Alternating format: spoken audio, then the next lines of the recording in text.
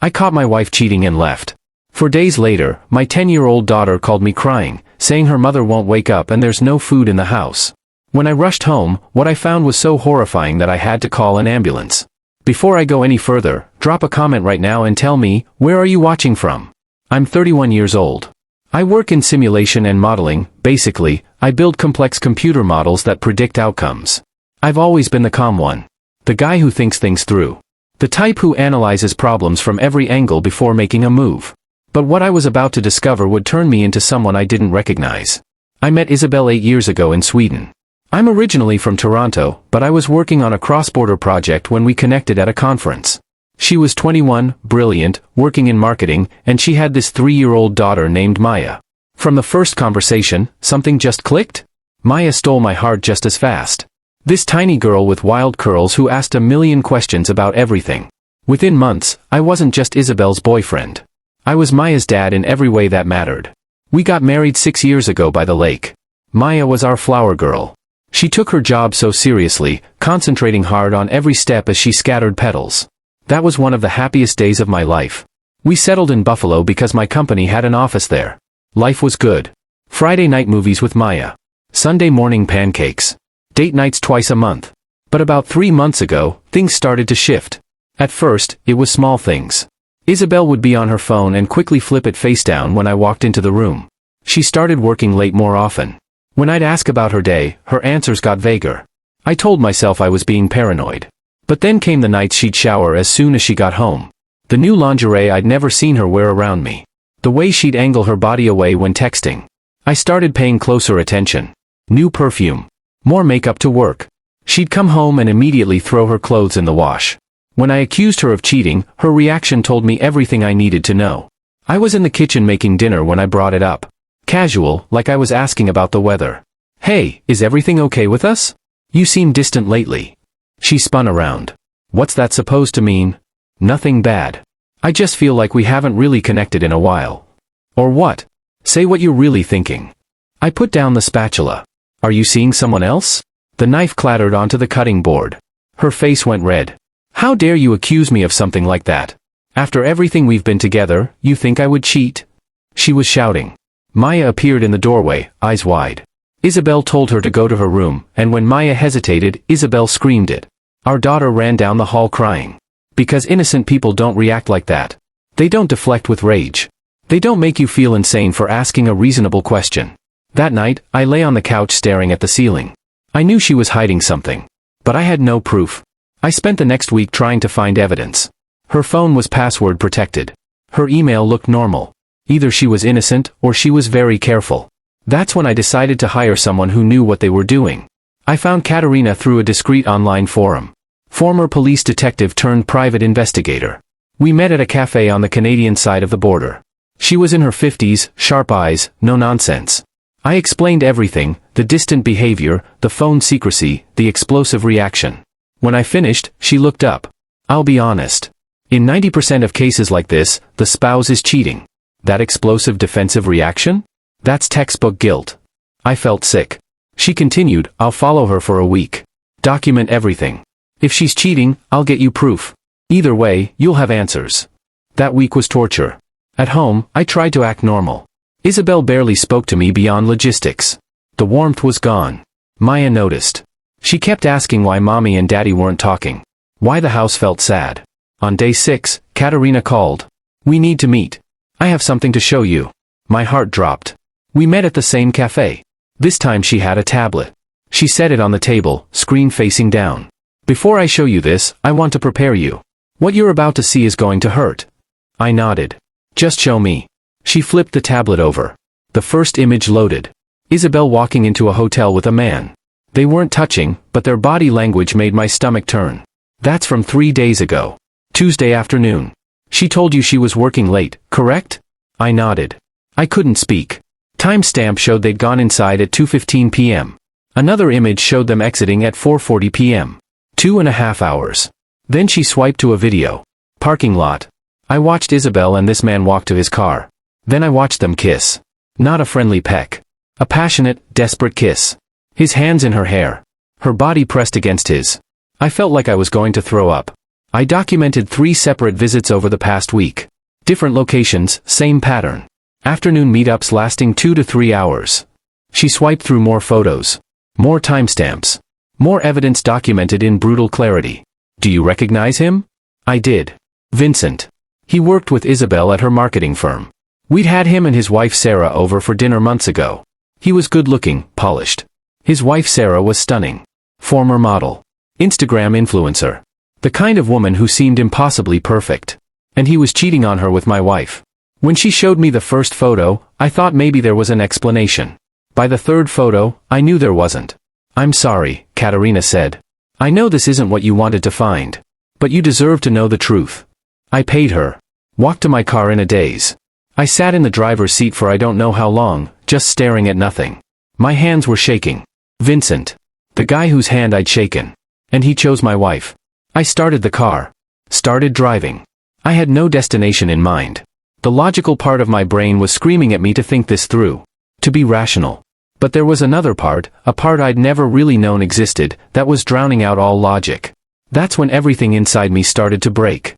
I drove for maybe an hour. My hands were gripping the steering wheel so hard my knuckles had gone white. My jaw was clenched so tight I could feel my teeth grinding. Every few minutes, images from those photos would flash through my mind.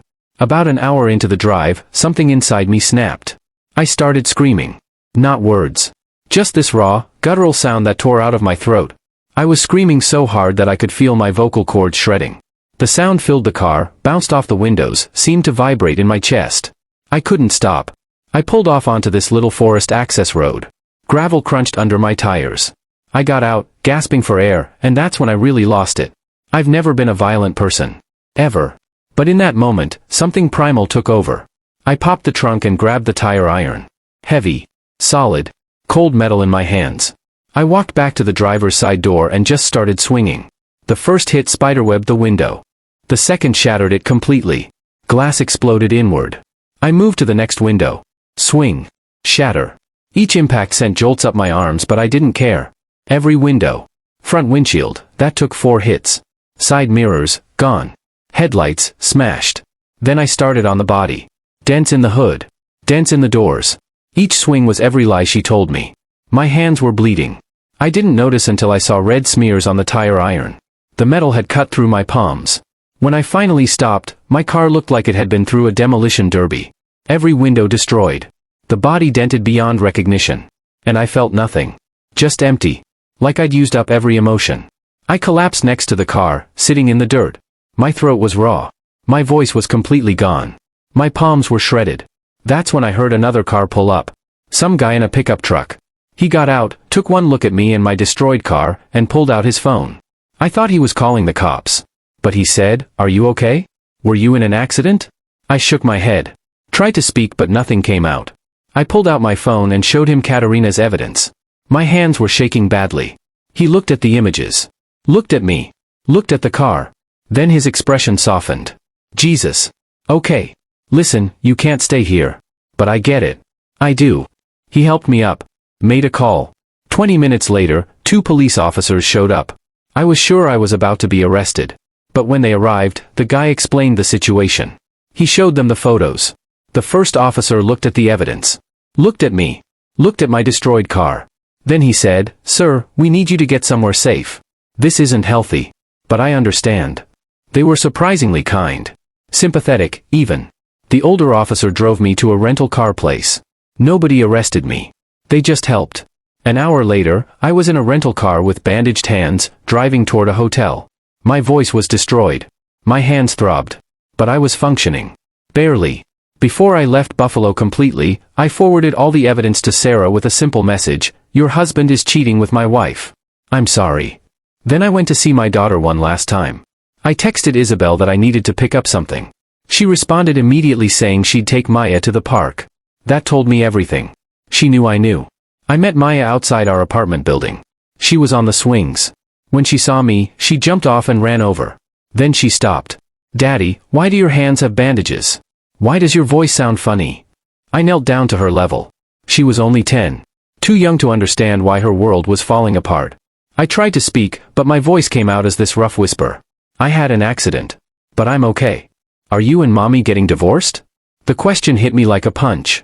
I don't know, sweetheart. Her eyes filled with tears. Is it because of me? That broke me. I pulled her into a hug. No, baby, no. This has nothing to do with you. You are perfect. Adults sometimes make mistakes, and I need time to think. But nothing is your fault. She nodded against my chest, but I could feel her crying. When are you coming back? I lied to her. I said I'd be back soon. I had no idea it would only take 4 days for everything to get so much worse. I'll call you every day. Every single day. And I love you so much. We stood there for a long time. When she finally pulled back, she looked so small. So scared. I watched her walk back to where Isabel was waiting.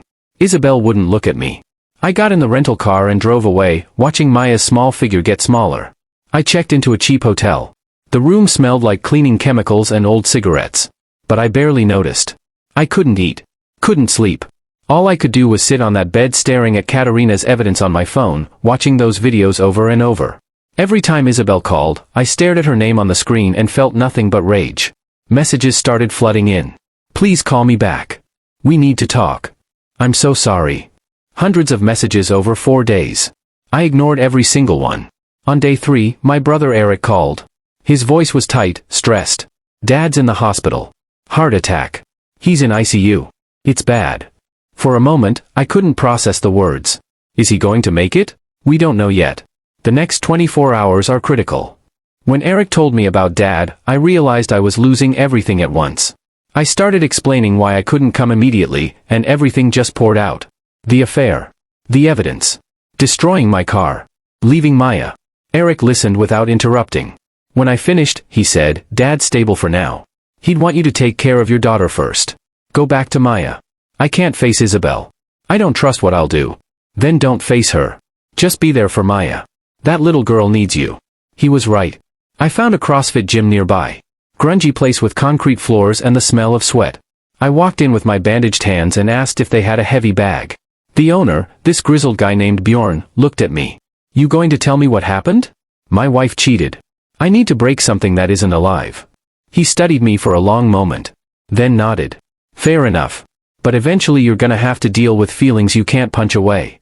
He let me work the bag until I literally couldn't lift my arms anymore. Every punch sent pain through my palms, but the pain felt good. It didn't work. When I got back to the hotel that night, all the rage was still there. The next morning, day 4, I called Maya for our regular check-in. Usually she's so chatty. This time, she was quiet. Daddy, when are you coming home? Soon, sweetheart. How's Mommy? There was a long pause. Too long. Maya? Is everything okay? Daddy. Her voice got very small. Mommy won't wake up. My blood went cold. What do you mean? I mean she's awake. But she won't talk to me. She just sits on the couch and stares at the TV, but the TV isn't even on. My heart started hammering. How long has she been like this? I don't know. A couple days? The house smells really bad. And there's no food. I had cereal with no milk. I had crackers for dinner. The moment Maya said, Mommy won't wake up, I knew I'd made a terrible mistake leaving. What about lunch? Mrs. Anderson, the neighbor, she gave me a sandwich today. But I didn't tell her about Mommy because I thought Mommy would be mad. My daughter had been surviving on crackers while her mother sat catatonic. Maya, listen to me carefully. Can you go to Mrs. Anderson's apartment right now? I'm coming home. I'll be there in 3 hours. You promise? She started crying. Daddy, I'm scared. I promise, baby. I'm not leaving you again. Ever. I broke every speed limit getting back to Buffalo. 3 hours later, I pulled up to our apartment building. Mrs. Anderson brought Maya out. Maya's face was pale. Exhausted. Terrified. She ran to me and I caught her. She wrapped her arms around me and just held on. I'm here, I whispered. I'm not leaving again. I carried Maya to Mrs. Anderson's apartment. I need you to stay here while I check on Mommy, okay? Is Mommy going to die? The question gutted me. No, sweetheart. I'm going to make sure she's okay. I walked to our apartment. The smell hit me before I even opened the door. Rotting garbage. Spoiled food. Mrs. Anderson had followed me. When she caught the smell, she gasped. I unlocked the door. The inside was even worse. The smell hit me like a physical wall. Garbage. Was overflowing. A trail of old food wrappers led from the kitchen. The sink was piled with moldy dishes. The floor was sticky under my shoes. Broken glass from dropped dishes was scattered near the kitchen. Maya had been living in this for days. eating crackers. Scared. Alone. Papers were everywhere, hundreds of them, covering the floor, the couch. I picked one up. I'm sorry, I'm sorry, I'm sorry, written over and over, the handwriting getting sloppier until it dissolved into a wavy line. Another paper had dates and times. Another listed memories. Maya's first day of school. Our wedding. The day he said he loved me. I walked toward the bedroom. The door was half open. What I saw inside made me forget about the affair, the betrayal, everything. Isabel was sitting on the floor in the corner of the bedroom. Not on the bed. On the floor, wedged into the corner. She was rocking. Back and forth.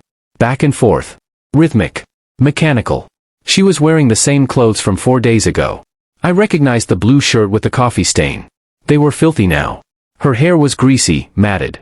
Her face was gaunt, she'd lost a terrifying amount of weight in just 4 days. Her cheekbones were sharp, prominent. Her eyes were sunken with dark purple circles. But the worst part was her hands. She was scratching the floor. The same spot, over and over, with her fingernails.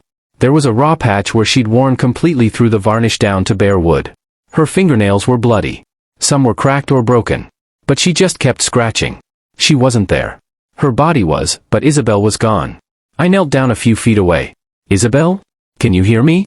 No response. Just rocking and scratching. Her eyes were open but completely unfocused. Isabel, it's me.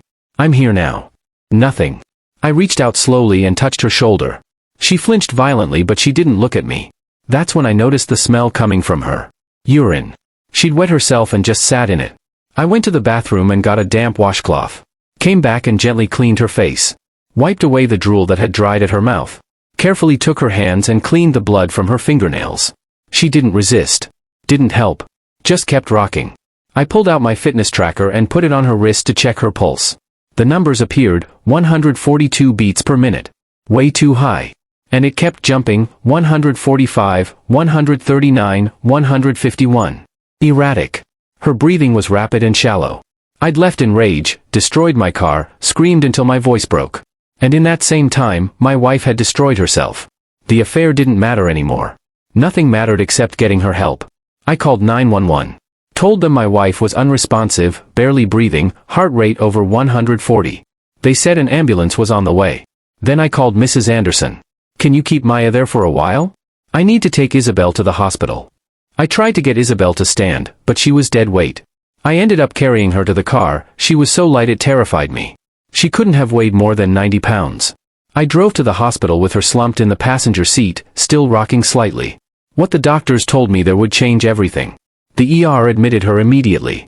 They got her on a gurney, started IVs, took her vitals. Nurses were asking me questions I couldn't answer. When did this start? Has she been eating? They kept her overnight. Around 2 a.m., a doctor came out. Dr. Bjornsted. Middle-aged woman with kind eyes. Your wife is severely dehydrated and malnourished, she said. We're getting fluids into her now. But the bigger concern is her mental state. What's wrong with her? She's experiencing what we call a dissociative fugue state. Her brain essentially left. It's a protective mechanism when psychological pain becomes unbearable. Her consciousness has retreated so far inward that she's no longer able to engage with external reality. The doctor's words hit me like a freight train. Her brain had literally escaped reality. Will she come back? Dr. Bjornsted hesitated. We don't know. Some patients recover fully. Others take months. Some never fully recover. The depression was severe and long-standing based on some things she said during brief lucid moments. Something triggered a complete break. I thought I was the victim here. And I was. But she was also falling apart in ways I hadn't seen. She cheated on me, I said. I found out 4 days ago and left. Is this my fault? Mental illness is never caused by one event, Dr. Bjornsted said carefully. This was building for a long time. But I need to ask, when you visit, how does she respond? I thought back. She flinches. Doesn't look at me. Then I need you not to visit for now. Your presence is triggering acute episodes. We're going to keep her here for extended observation. Minimum 3 weeks. We'll start her on medication. She'll see a psychiatrist daily. When I visited her the second time and she started hyperventilating just from seeing my face, I realized how deep this went. I walked out of that hospital and sat in the hallway for an hour. My wife had cheated on me. That was real. That hurt. But she'd also been drowning in depression for years, and I'd missed it. Now I had to explain to my daughter why mommy wasn't coming home. I picked up Maya from Mrs. Anderson's around 3 a.m. She was asleep on the couch. I hated to wake her. "Maya, sweetheart. Time to go home." She woke up confused, then saw me and immediately asked, "Is mommy okay?" "Mommy is sick, but she's at the hospital where doctors are helping her." "When is she coming home?" "I don't know yet. It might be a while." We went back to our apartment. I'd cleaned up the worst of it earlier, but it still smelled bad. I tucked Maya into her bed, but within 10 minutes she was standing in my doorway. "I can't sleep. Bad dreams." She nodded. "You want to sleep in here?" She nodded again. I pulled out the mattress from under my bed and set it up on the floor. Maya climbed onto it with her pillow and blanket. "Daddy?" "Yeah? You're not leaving again, right?" Every night, Maya would wake up screaming from nightmares. And every night, I'd hold her and promise I wasn't leaving. "I promise. I'm not going anywhere." "But you left before." "You promised then too." The accusation in her small voice killed me. I made a mistake. A big mistake. And I'm so sorry. But I'm here now, and I'm not leaving you. Ever. She was quiet for a minute. Then, "Promise. Promise." She fell asleep eventually, but I lay awake staring at the ceiling. My wife was in a mental hospital. My daughter was traumatized. My father was in ICU. And I was realizing that my rage had made everything worse. The next morning, Maya wouldn't get ready for school. She just sat on her mattress staring at her hands. "Come on, sweetie. I don't want to go." "You have to go." "What if you're gone when I come back?" My heart broke. "I won't be gone. I'll be right here. I'll even pick you up." She finally agreed. I drove her to school. That afternoon when I picked her up, her teacher pulled me aside. "Maya didn't speak today. Not once. Not to me, not to her friends. Is everything okay?" When her teacher called to say she'd stopped talking at school completely, I realized how badly I'd broken my daughter. "We're going through some things at home. I'll make sure she sees someone." I found a child psychologist that specialized in trauma. Dr. Halvorsen. Maya and I went in together the next day. Dr. Halvorsen was great, warm, patient. She did play therapy, using dolls, and drawing to help Maya express what she couldn't say. After the first session, Dr. Halvorsen pulled me aside. "Maya is experiencing significant trauma from parental abandonment compounded by witnessing her mother's breakdown. The selective mutism, the nightmares, the separation anxiety, these are normal responses to abnormal stress. She needs consistency, safety, and time. The affair destroyed my marriage. But my reaction to it destroyed my daughter's sense of safety. Over the next week, I fell into a routine. Maya slept on the mattress on my floor every night. She refused to sleep in her own room. 3 nights in, I woke up to the smell of urine. Maya had wet the bed. She was 10 years old. She was crying, mortified. "I'm sorry, Daddy." "Hey, it's okay." I got her cleaned up, changed her pajamas, put fresh sheets on the mattress. Accidents happen. Are you mad?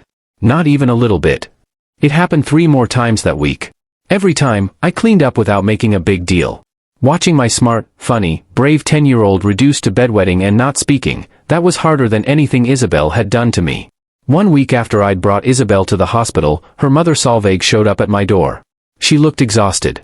"How is she?" I asked. "The doctors say she's stable. Still not very responsive, but stable." She asked me to give you something. She handed me a large manila envelope. Heavy. "What is this?" She recorded some videos before she broke down. She said you deserve to know everything. Inside were 10 USB drives. Each labeled with a date. The first dated 3 weeks ago. The last dated 5 days ago, the day before Maya called me. And I knew, whatever was on those drives, would either destroy me or give me answers. I didn't watch them right away. That night, after Maya fell asleep, I plugged the first drive into my laptop. Isabel's face filled the screen. She was sitting on our bed, no makeup, hair pulled back. "I don't know how to start this. I've tried recording 6 times. But you deserve the truth." She took a deep breath. 2 months before Vincent, I had an emotional affair with someone online. His username was Eric_Oslo. We met in a professional networking group. He was funny and smart and he paid attention to me. We'd message every day. Just talking at first. But then it got more personal. We started flirting. Then exchanging photos. Watching her confess was like watching a stranger. "Nothing explicit," she continued.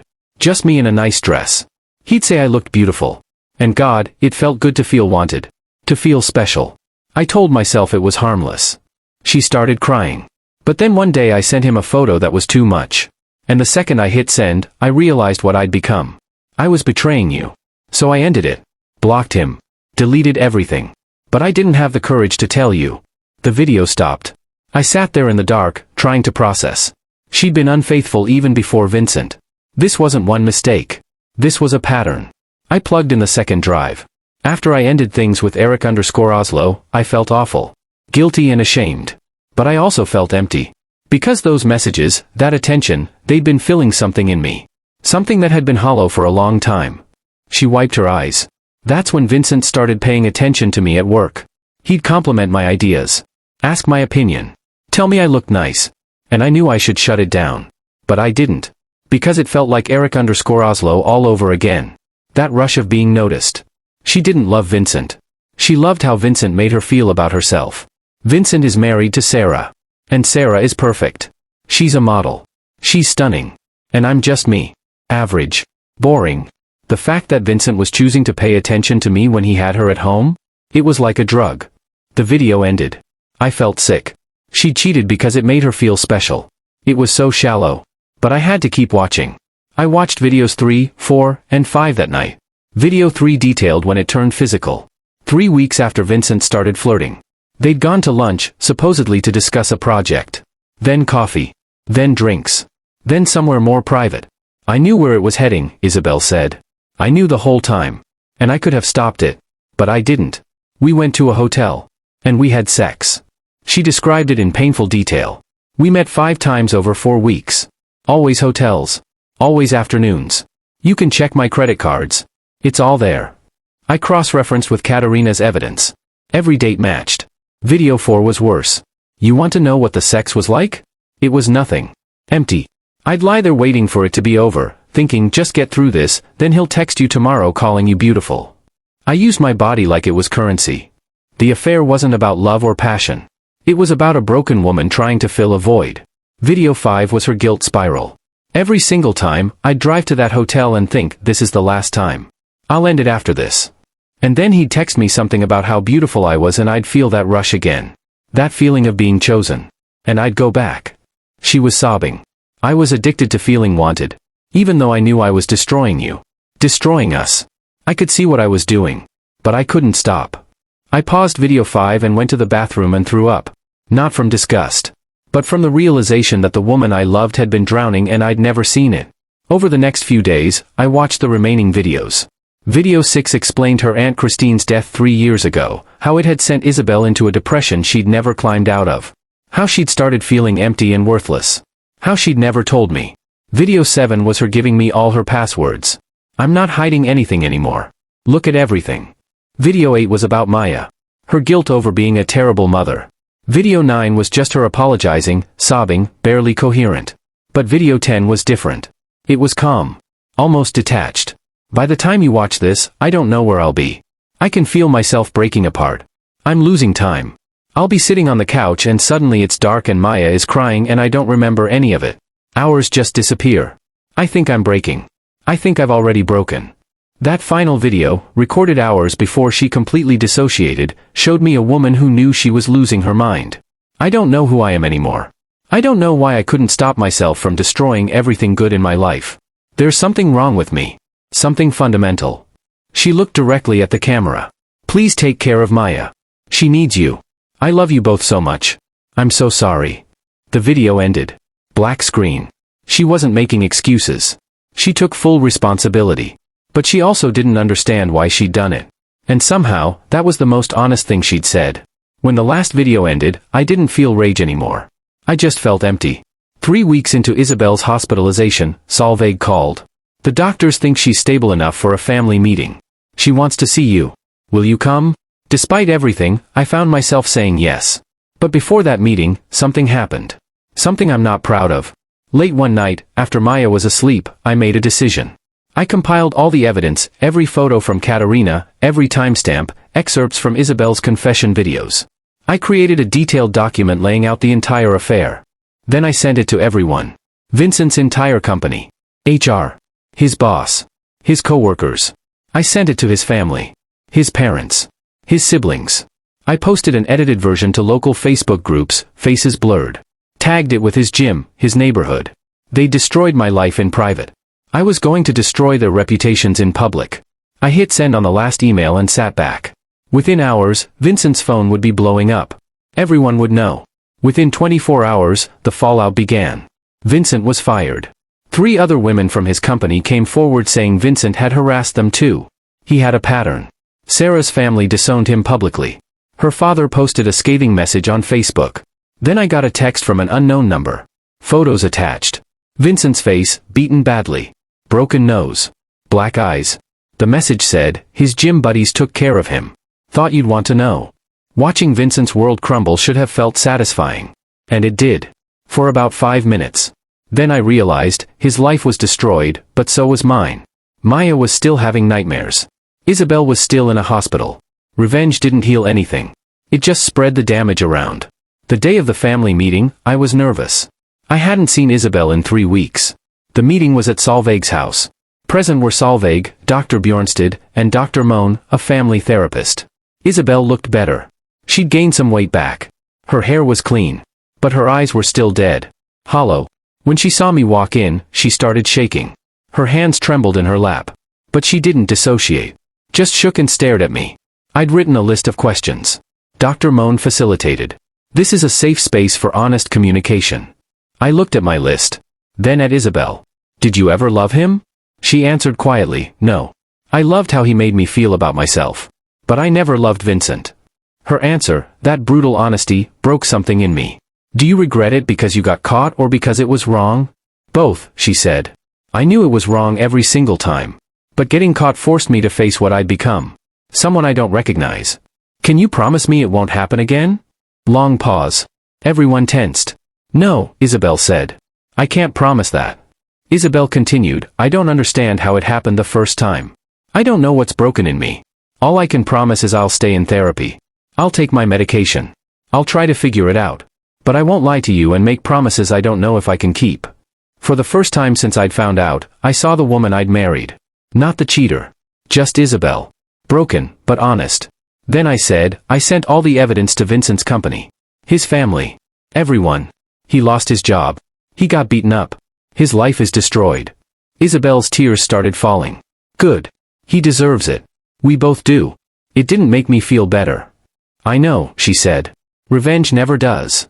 I destroyed Vincent's life thinking it would heal mine. It didn't. Then Isabel asked, do you want me to sign divorce papers?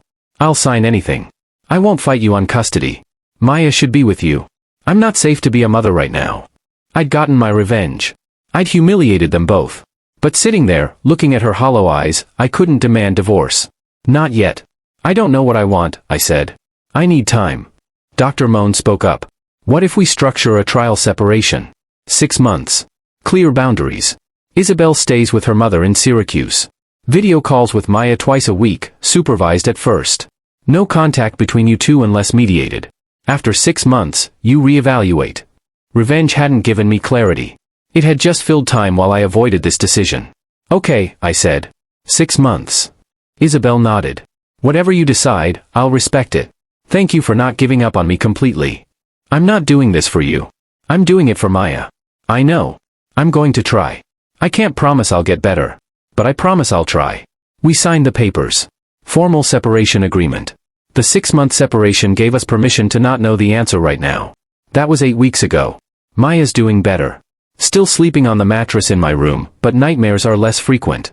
She's talking at school again, whispers mostly, but it's progress. No bedwetting this week. She has video calls with Isabel twice a week and seems okay with them. But every morning she still asks, you're not leaving, right? And every morning I promise I'm not. I'm doing better too. Started EMDR therapy for my PTSD. The intrusive images are still there, but less frequent. My hands healed, still have scars. My voice fully recovered. My father survived his bypass surgery. That was huge. Almost losing him while my marriage imploded put everything in perspective. Life is short. Trauma is real. Isabel's doing better according to Solveig. Gained back 15 pounds. Attending therapy 3 times a week. No dissociative episodes in 3 weeks. She's starting to journal again, not obsessively. She asks about Maya constantly. Doesn't ask about me, respecting boundaries. I hear updates about Vincent occasionally. His life is still destroyed. I feel nothing about it. The revenge was hollow. It didn't fix anything. I have 4 more months to decide. 4 months to see if Isabel can heal. 4 months to see if I can forgive. For months to figure out if broken things can be repaired. Part of me wants to divorce and move on, start fresh with someone who hasn't destroyed my trust. But another part knows, Maya needs her mother. Isabel is getting help. The depression explains, not excuses, why she lost control. Would divorcing her now destroy any chance of her being a good mother to Maya again? And then there's the uncomfortable truth, I still love her. Even after everything. I wish I didn't. It would be easier to hate her. But watching her completely shatter, seeing her try so hard to heal, I can't just turn off 8 years of love. Also, my father's near death gave perspective. Life is short. People make mistakes. Some mistakes are forgivable with work. Some aren't. I don't know which category this falls into yet. The question's haunting me, can she actually heal or will she relapse? Can I ever trust her or will I become a controlling prison warden? Is staying together best for Maya or worst? Would a new relationship be better or would I just bring trauma into it? Do I owe her a chance at redemption or owe myself a clean break? I don't have answers yet. That's what the next 4 months are for. In the meantime, I focus on Maya. I show up for her therapy. I tuck her in every night. I promise her every morning I'm not leaving. Everything else is uncertain. And maybe that's okay. Maybe I don't need answers right now. Maybe healing doesn't come with a clear roadmap. Maybe it's just taking it one day at a time, protecting my daughter, and seeing where 6 months takes us. The divorce papers are drafted but unsigned, sitting in my desk. Some days I take them out. Some days I don't. That's where I am. Stuck in limbo. My wife cheated. That hurt? I got revenge, destroyed Vincent's life, exposed them both. That felt good for about 5 minutes. Then it just felt empty. Because revenge doesn't heal betrayal. It just spreads pain around. Now I'm trying to decide if I'm strong enough to forgive her, or if forgiving her would make me weak. I don't know. Maybe in 4 months I'll have an answer. Or maybe I'll still be asking the same questions. All I know is this, I'm not leaving my daughter again. Everything else? I'll figure it out. One day at a time. If you made it this far, thank you for listening. I want to hear from you. What would you do in my situation? Would you try to reconcile or would you walk away? Did the revenge make me just as bad as them, or was I justified? Drop your thoughts in the comments. And if this story resonated with you, hit that like button and subscribe because I read every comment and your perspectives help me think through this. Thanks for being here.